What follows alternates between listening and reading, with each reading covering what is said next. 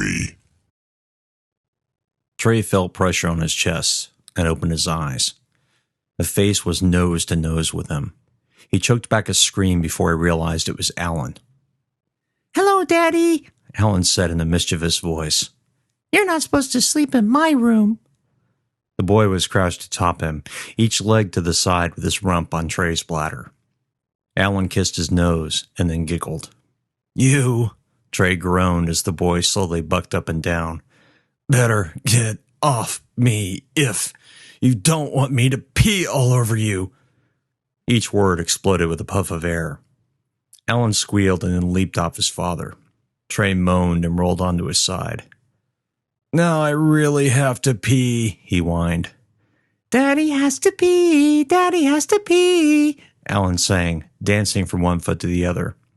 He stopped as Trey stood up. His smile dropped. "You know what, Daddy?" Trey blinked at him. Alan leaned forward. "Now I have to pee." Alan ran from the room, giggling. Trey sat up. His bladder really did feel like it was going to explode. He headed out Alan's door, not bothering to pick up his blanket or pillow, and stumbled into the hallway. He walked into the bedroom. Carolyn was already gone, and it was nearly 7:30. Trey cursed as he made his way to the master bathroom. He flipped up the lid, held himself, and paused, waiting for the stream to start. His bladder burned, the pressure more uncomfortable every second. Then, finally, blessedly, the plumbing started to work. "Daddy!" Alan's voice called from the hallway. "Are we walking to school?" Brow furrowed, Trey turned his head slightly toward the open door. "Why wouldn't we?" "It's cold, Daddy, very cold." Trey grinned. "Tough. Put on some warm clothes, kid, and deal." "Okay," Alan yelled back. As soon as he finished and tucked himself back into his pajama shorts, Trey turned to the closet. The closet. Since the hospital, he hadn't felt nervous about entering it. There was nothing there, he knew. Just her clothes. Trey smiled. "Wonder if there's room in there for my stuff," he said aloud. Without turning on the light, Trey walked into the large closet. The walk-in was at least 3 times larger than the space the grubby man had kept him in. Trey sighed. "Fucker," he said softly, and walked back out. No time to take a shower. He'd have to get dressed quickly and get Alan some breakfast. Trey stripped off his pajama bottoms and walked naked to the chest of drawers. He pulled out a t-shirt, a pair of socks, thought about underwear and decided against it. He was going to wear jeans anyway.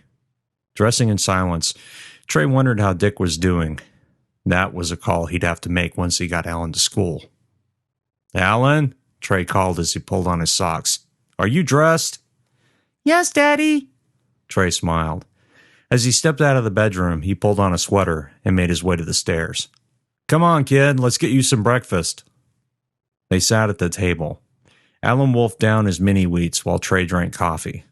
Alan put down his spoon, crunching the last of the cereal between his teeth. "Daddy, is Dick going to be okay?" Trey took another sip of the coffee. "Yeah, I'm going to go see him today, kiddo." Alan smiled. "Will you tell him I said hello?" "Sure will," Trey said. "You about ready to get to school?" Alan's brow furrowed. "Why were you sleeping in my room?" "Because," Trey said, putting down his cup, "Mommy kept stealing the covers." The boy giggled. "That's not why." "Yes, it is." "No, it's not," Alan said, still laughing. Trey leaned forward, his face inches from his son's. "Because I wanted to be in the same room as you. That's all." "Why?" "Just wanted to," Trey said. He tousled his son's hair. "You got a hat?" Alan pulled a snow cap from his jacket pocket and waved it in his father's face. "Good. Let's do it." They walked out the door and into the cold. Trey shivered. Alan donned his gloves in silence as they made their way down the driveway.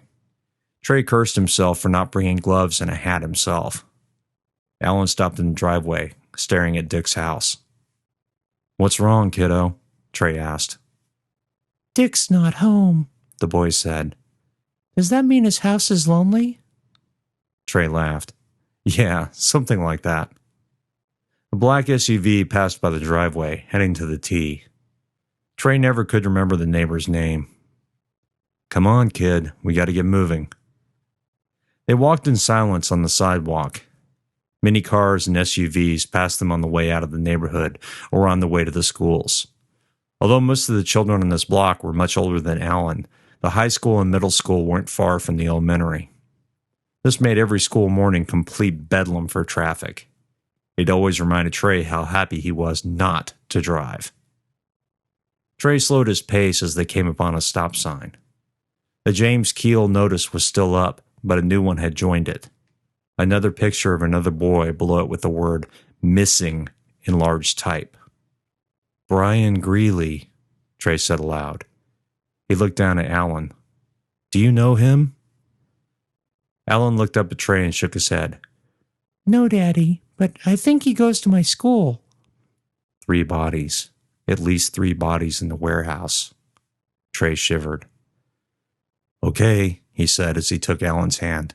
"Let's get moving." They crossed the street without word and continued down the path. The cold began biting into Trey's ears and hands with reckless hunger. He kept one hand in his pocket, the other still clasped around Alan's. "I'm cold," Trey said aloud. "See, this is what happens when Daddy doesn't take his own advice." "So why didn't you?" "Because I'm dumb," Trey laughed. "No, you're not," Alan said. "You just forget things sometimes." "Sometimes," Trey agreed. "Daddy?" Alan asked, looking up at him. "Yes, son?" "You seem better." Trey said nothing. The image of the thing from the warehouse, saliva dripping from its exposed canines, flesh pulsating in fevered breaths, filled his mind. Trey shook it off. "I am better," he said. As they entered the schoolyard, Alan stopped and turned to his father. "You going to be here to walk me home?" Trey smiled. "I will, kiddo. I'll be here." Alan readjusted his pack. "Okay, Daddy," he said. Trey bent down and Alan kissed his cheek. "See you later." "Okay, Alan." He watched as his son walked quickly toward the school entrance and joined the horde of students heading in. The school buzzer went off in 2 sharp bursts. 10 minutes to class. Trey smiled. He'd still managed to get Alan to school early. With a shivering sigh, Trey turned and started back to the house. As he passed more traffic signs, he realized the Greeley missing notices were on every one of them.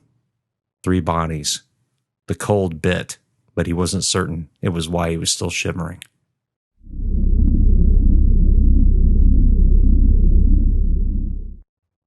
Chapter 54. Just as Trey walked in out of the cold, his iPhone rang. He pulled it from his jeans pocket, teeth still chattering, and looked at the number. It wasn't one he recognized. Bracing himself for another telemarketer, he pressed the phone and held it to his ear. "Hello?" "Mr. Leger? "Yes?" This is Detective Dewhurst. The caller drawled. May I have a moment of your time?" Trey took in a deep breath. "Good morning, sir. Sure." Are you going to be available today to answer some more questions, like this afternoon? "I'm going to go see Dick," Trey said. "If he's awake." Ah, Dewhurst said. that's actually a good thing. Last I checked, they moved him out of I.C.U. and into a regular room. Dewhurst paused. In the background, Trey heard the sounds of a truck backing up and voices. What time do you think you'll be there? Trey licked his lips. How the fuck was he going to get to the medical center? I don't drive, Detective. I'll have to find a way to get there." You don't drive? Dewhurst asked, shock in his voice. No. I'd rather not." How do you get around Houston and not drive? That's gotta be a pain. Trey nodded. "It is, sir. It is. I'll try and be there around 11:30 or so," Okay. Dewhurst said. I'll be there around 12:30. I have to wrap up a few things here first. I have questions I can ask, but I'd rather they be in person. Trey nodded to himself again. He didn't like the sinking feeling in his gut. Dewhurst sounded anxious and excited at the same time. Sure, he said. Sure, Mr. Leger, Dewhurst asked. you okay? With a sigh, Trey clucked his tongue. Yeah. No, maybe. Look, I'll see you at the hospital, Thank you, sir. Dewhurst said. The line went dead. Trey pocketed the phone and tapped his foot. He had to get downtown. Fuck. There's only two ways to do it. Take a cab or take the bus. Trey picked up his wallet and looked inside. 5 crisp 20s. It would be enough for one way, but he'd have to take the bus to get back. He sighed and went to his computer. Cab companies in the Woodlands were few and far between, but they did exist. They just cost an arm and a leg. Plus, 30 miles just to get downtown was not a small distance for the meter. Trey pulled up the number for a cab company and started dialing.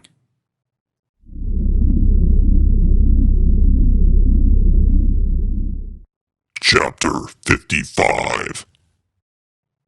He'd called Carolyn while in the cab and told her where he was going. She asked if he thought he would be home in time to walk Alan home. He assured her he would. When the cab reached the medical center, Trey gave up 420s to pay the fare and cover the tip. The driver grumbled about the small tip.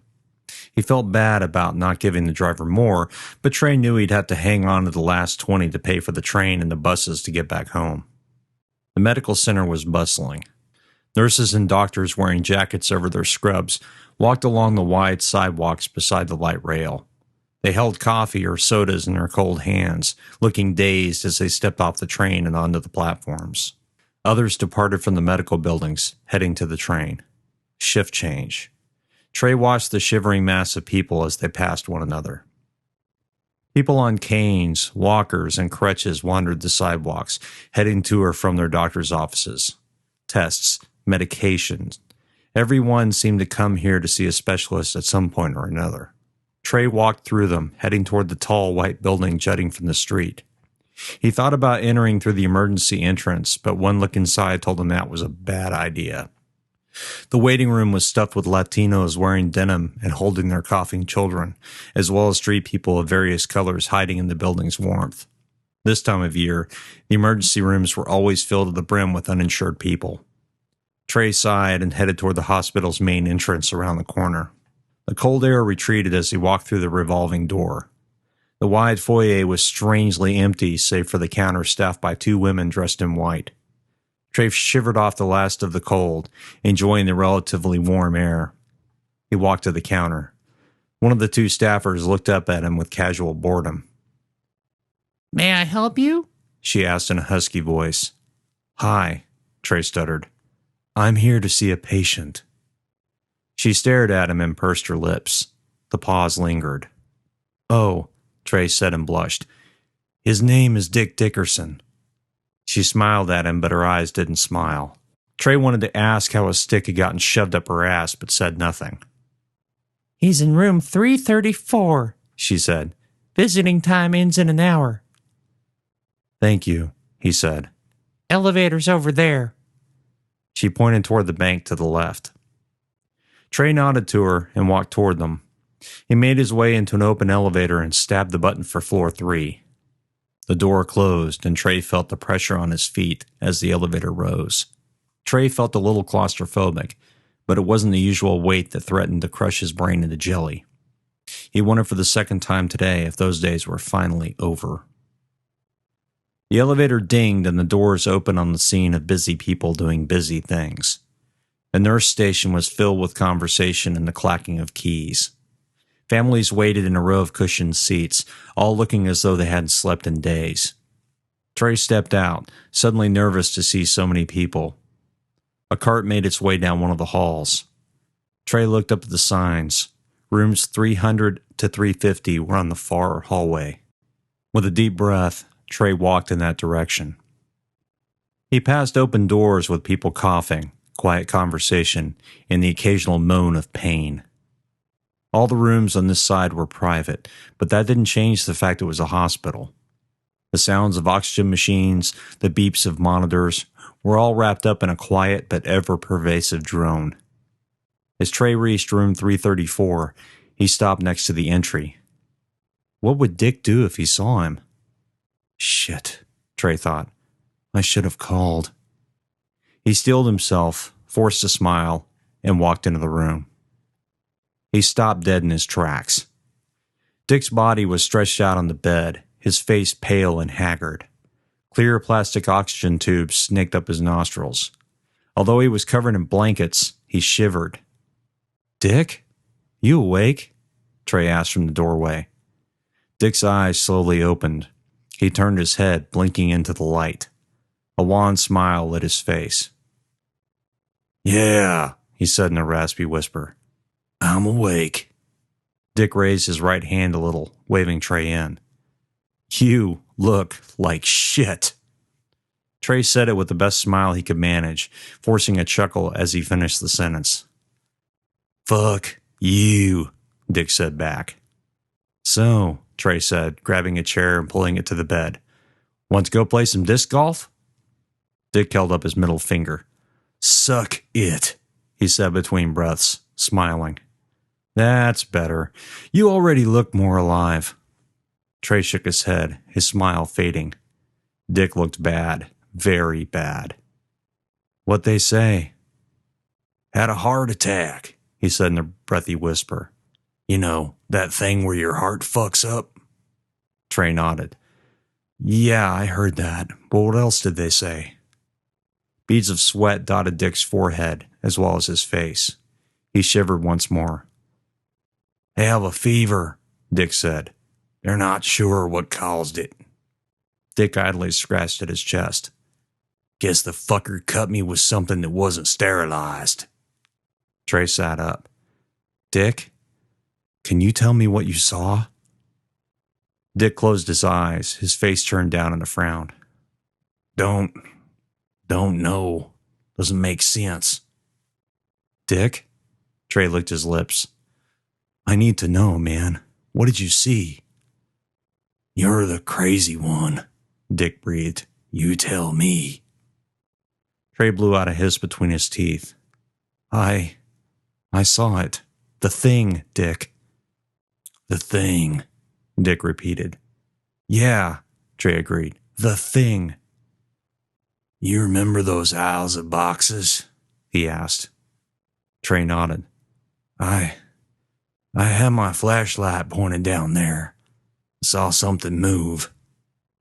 Dick turned his head and coughed. It sounded like broken glass being shaken in a jar. It came up from the floor, Trey. He stared into Trey's eyes with a haunted look.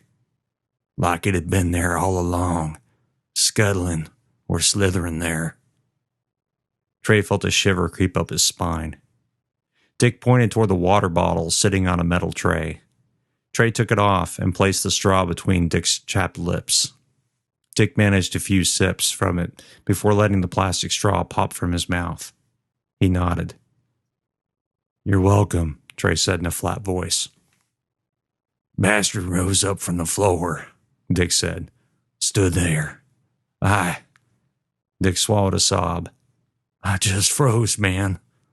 The flashlight beam lit up those teeth, lips, saliva dripping from that thing. Dick shook his head, a tear rolling down from his tired eyes. I just froze. Shh, Trey said. He reached out and held Dick's hand. The skin was hot and clammy. It's okay, Dick. No more, man. Just let... It said something to me. Said something. And then those claws. Dick let the words drift off, his eyes closing tight. It attacked me. One swipe. Yes, Trey agreed. A tear tried to escape his eyes, but he fought it. It's over now. The cops, Dick said, swallowing hard. They get him yet? Trey shook his head. No, Dick, but they will. Dick opened his eyes, sitting up partially, and clenched Trey's hand. Did you tell them? He asked, his voice practically a yell. Trey flinched. I told them. Did you tell them he's not human? Trey opened his mouth to speak, and then closed it. Dick nodded. They wouldn't believe us anyway, Dick whispered. He closed his eyes. Dick's grip let go. Trey tucked his friend's hand back under the sheets, but refused to let go. He sat, watching Dick's chest rise and fall in its uneven, ill rhythm.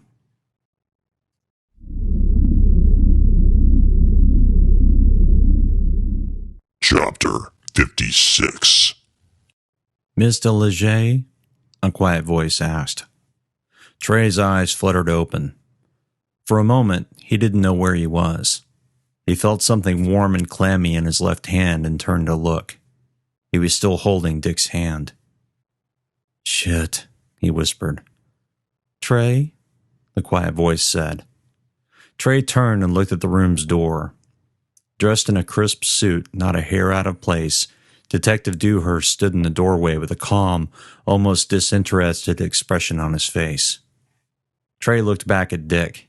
His friend was still asleep, his breathing uneven and shallow. Trey let go his hand. It dropped without resistance. Trey frowned and then tucked Dick's hand back under the sheet. Get better, he whispered. As quietly as possible, Trey stood from the chair and walked to the door. He fought the urge to turn and look back at his friend. Dewhurst nodded toward the hallway. Trey returned the nod, and the two men left the open doorway.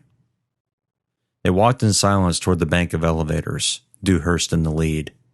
Trey's back twinged. He wondered how long he'd been asleep in that chair, listening to his friend struggle to breathe. Dewhurst turned around. Cafeteria? He drawled. Trey shook his head. I need a smoke. Dewhurst smiled and then nodded. The elevator took its time in coming, but it gave Trey a moment to shake off the sleep. He stood as straight as he could and then leaned back from the waist. His back popped like bubble wrap. Even with the din of the nurse's station, it was loud enough for Dewhurst to raise an eyebrow at him. They rode the elevator in an uncomfortable silence. When the doors opened on the lobby, Trey walked out, Dewhurst following, and headed toward the revolving glass doors. The cold bit into him immediately. After the hospital's warmth, the air seemed colder than ever. Shivering, Trey pulled out his pack of smokes, slotted one between his teeth, and lit up, his teeth chattering. Nasty habit, Dewhurst said with a smile. Mind passing one over? Trey blinked at him and then silently handed over the pack and his lighter. Used to smoke these all the time. Afraid the department frowns on it, but every once in a while I just have to have one. Trey nodded, looking at the sky.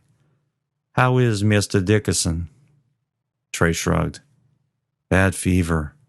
I talked with the nurse a little after I convinced her to let me stay. Trey took a long drag.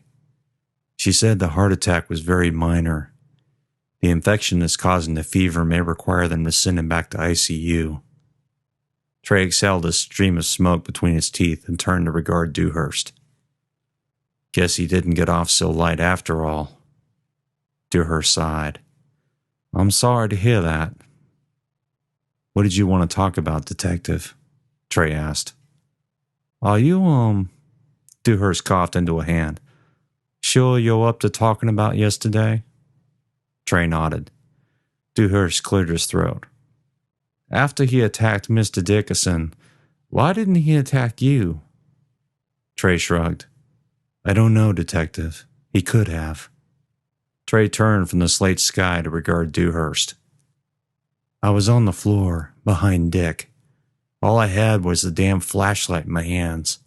I'd sort of dropped the wrecking bar. Trey blushed against the cold. Afraid I didn't make much of a stand.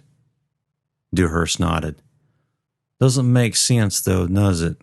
I mean, after he attacked Mr. Dickerson, sounds like he could have killed both of you, or at least attacked you without any interference from Mr. Dickerson. Yeah, Trey said.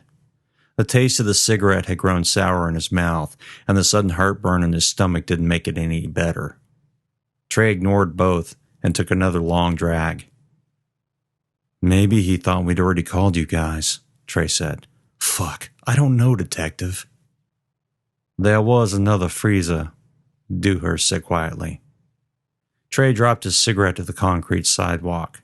The breeze rolled it away into the street. Another freezer?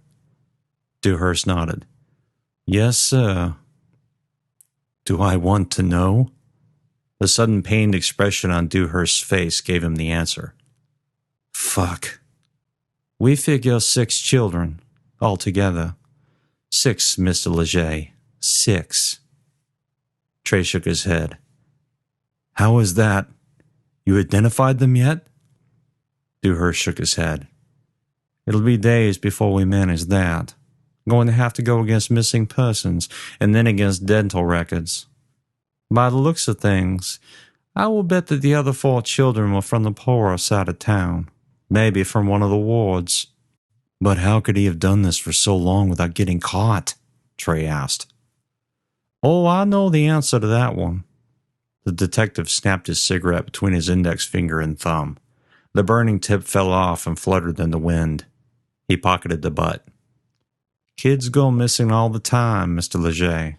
They go missing in the wards more often than I'd like to admit. It's normal, I guess, and I'll be frank for a moment. The detective cleared his throat. Some of the poorer members of the city don't exactly trust the police, and I guarantee you some of these kids belong to illegal aliens, and they definitely don't trust us. So they use the gangs to go looking for the kids. Trey shook his head and then furrowed his brow. Do you think that's why he moved on? Dewhurst shrugged. Maybe. Maybe one of them tracked him down, figured out what he was doing. Maybe they started asking questions. Either way, he moved his hunting grounds up north. Trey nodded. Where no one would believe it could be him. Maybe, Dewhurst said. Just maybe. So now what? Well, Dewhurst said, we have an APB out on him, although we really don't have much of a description. Dewhurst coughed into his hand. The description you gave is not exactly one we can use. I thought I saw something on the way out of the station last night. Dewhurst cocked an eyebrow. Really? And what might that be? I thought I saw a tall homeless man. He stood on the street opposite the station, and he looked like the guy. The detective nodded. It would be a good disguise, he said to himself. I'll add that to the APB, sir. That's good information to have. Dewhurst shivered. I think it's time for us to get out of the cold, Mr. Leger. Trey nodded. Would you like a ride home, Trey, or are you going to stay a while longer? I think, Trey said with a smile, I should stay. I have the buses to get home. He offered his hand to the detective. But thanks for the offer. My pleasure, Dewhurst said with a grin. The man ran his hand through his thinning hair. You have a good day, Mr. Leger, and please let me know if you think of anything else. You'll let me know if you find anything? As much as I can, the detective said. Trey nodded. Thank you. Dewhurst tipped an imaginary hat and walked toward the parking garage across the street. Trey watched him go. He shivered again in the cold as the breeze bit into him once more. He turned toward the revolving glass door and walked back into the warmth.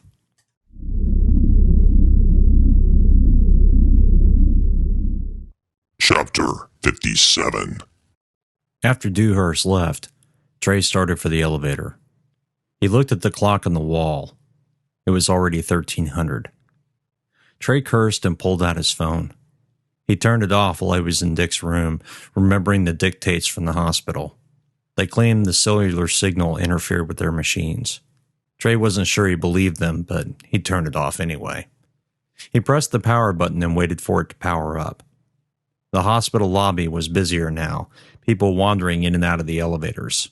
Although most were dressed in street clothes, he saw quite a few sets of scrubs and wondered if it was lunchtime for the second shift. The phone finished powering up and immediately buzzed. Trey looked at the text messages and saw one from Carolyn. Clucking his tongue, he selected her name from the contacts list and pressed her phone number. The phone rang in his ear. Carolyn Leger. Hi, honey. It's Trey. The voice no longer sounded tired and bored. Hi, T. You still at the hospital? Trey nodded in reflex. Yeah, I'm still here. How's Dick? She asked. Not good, Trey said. He took in a sharp breath. The heart attack was minor, but he's got a high fever. What's the doctor say? Didn't get a chance to talk to anyone except the nurse. Carolyn paused on the other end of the phone. Trey, go up there and ask the doctor what's going on. Dick doesn't exactly have anyone but us. Trey nodded to himself. Yeah, okay. Look, I'll go up and figure out what's going on. I don't know if I'm going to be home in time to pick up Alan, though. Does he know not to wait for you? She asked. Her voice sounded strained now, near panic. Trey paused. Had he told Alan that? Had he? I think I told him that, yeah. Okay. Carolyn replied. I'll leave a message at school for him, just in case you, forgot. Or he does.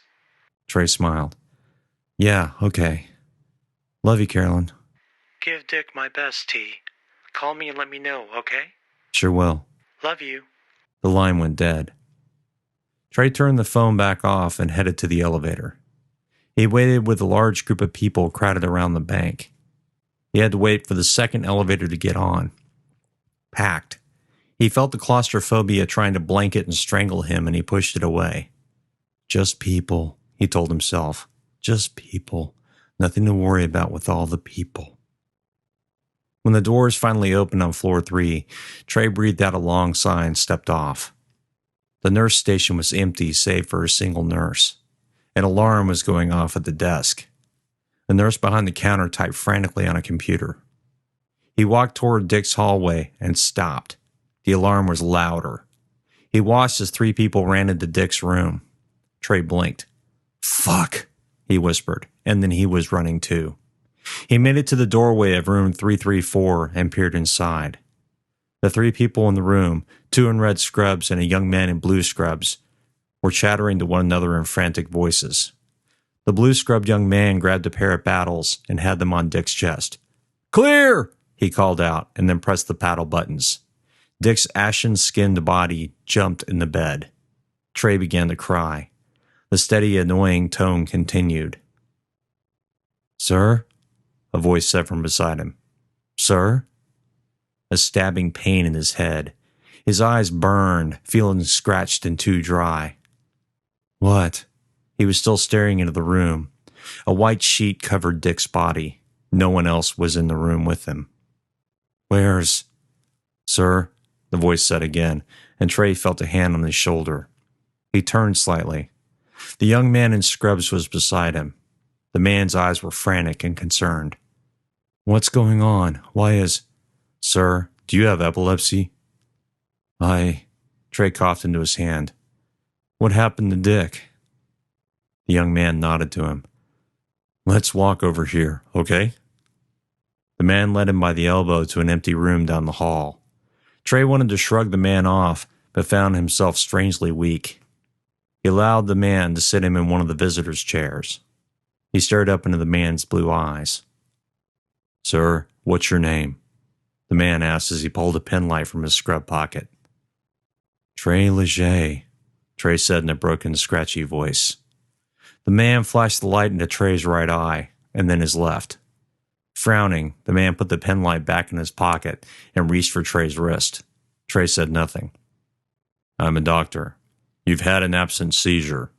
Trey blinked at the doctor as he took Trey's pulse. Yeah, Trey said in a flat voice. I guess I did. So you've had them before? A tear fell from Trey's eyes. Dick's dead, he whispered. The doctor looked up from his watch. Mr. Dickerson? Trey nodded. I'm sorry, sir. Yes, he is. Trey tried to shrug off the man's hand, but the young doctor just tightened his grip. Sir, please let me do my job. I want to make sure you're okay. How long was the seizure? Trey asked. Too long, the doctor said. How fucking long? Trey growled. The doctor looked up from his watch and took a step backwards. 5 or 6 minutes, I think. That's how long it took for us to notice you, the doctor said. Fuck, Trey whispered. He held his head in his hands. You need to see someone about this immediately, the doctor said. No, Trey said. I need my friend. The doctor said nothing. Trey sobbed once, wiped away another errant tear, and then stared up at the doctor. Why? What did he die from? I don't know, the doctor said. His fever spiked. I don't know why. Will there be an autopsy?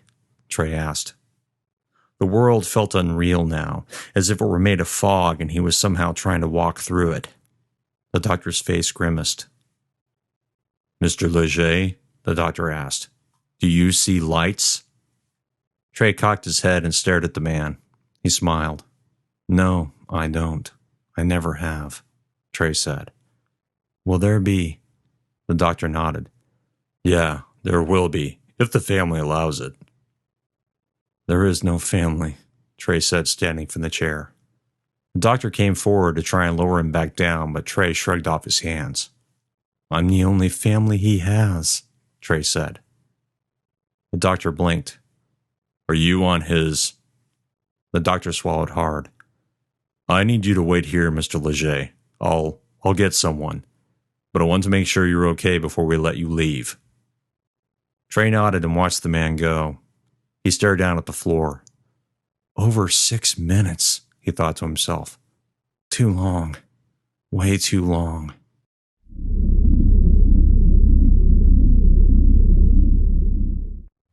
Chapter 58. The last meeting of the day. Thank God, Carolyn thought.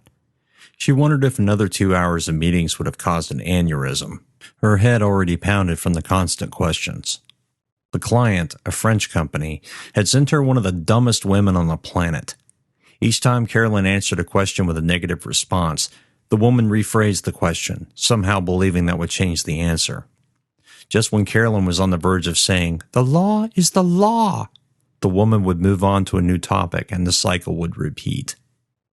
Carolyn opened her desk drawer and pulled out a bottle of Excedrin. She popped off the child-proof cap, shook 3 of the tablets into her palm, and dry swallowed. Great, she thought. An hour from now and I'll get her idiot stink off my brain. She stared down at the cell phone on the desk. It had rumbled twice while she was in the meeting. She reached for it and checked the screen. 2 missed calls from Trey. She sighed and clicked the messages button. 1 message from Trey. She frowned at the phone. 2 missed calls, but only a single message?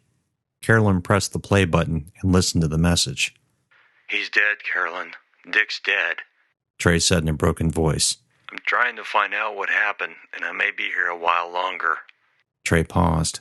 She could tell he was trying to get control of himself. He cleared his throat. I'll call you when I know something. I love you.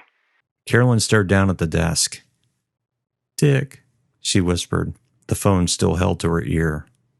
She slowly placed it on the wooden surface, fighting the urge to throw it against the wall. Dick was dead. Trey sounded broken. She shook her head. 3:15. Alan would be leaving school soon. He'd be heading home to an empty house, and he would have no idea the neighbor would never be coming home. Carolyn choked back a sob. She stared out the window, looking into the darkened sky. It would rain soon, or, God forbid, sleet. The temperature was already hovering just above freezing. If any moisture came down, it would turn the streets into a skating rink. I have to get home, she whispered. She quickly packed her valise and placed her laptop inside. Donning her coat, she grabbed both her purse and the valise and headed toward the office door. Traffic was going to be murder. If she left now, right now, she might be home in an hour. That was, of course, if everyone else in Houston hadn't noticed the weather and decided to leave at the same time.